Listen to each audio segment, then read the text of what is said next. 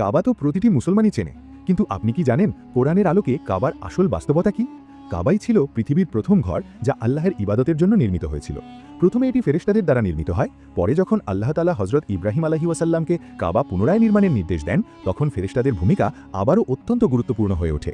হযরত জিবরাইল আলাইহিস সালাম, যিনি আল্লাহর অন্যতম মহান ফেরেশতা, তিনি হযরত ইব্রাহিম আলাইহিস সালামকে কাবার প্রকৃত স্থান দেখিয়ে দেন।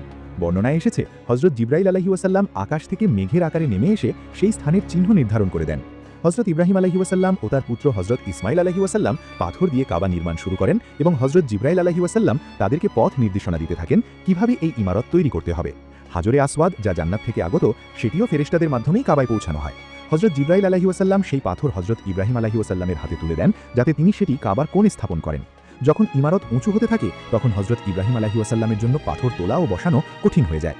তখন ফেরেশতারা তাকে একটি বিশেষ পাথর প্রদান করেন, মাকামে ইব্রাহিম, যা আজও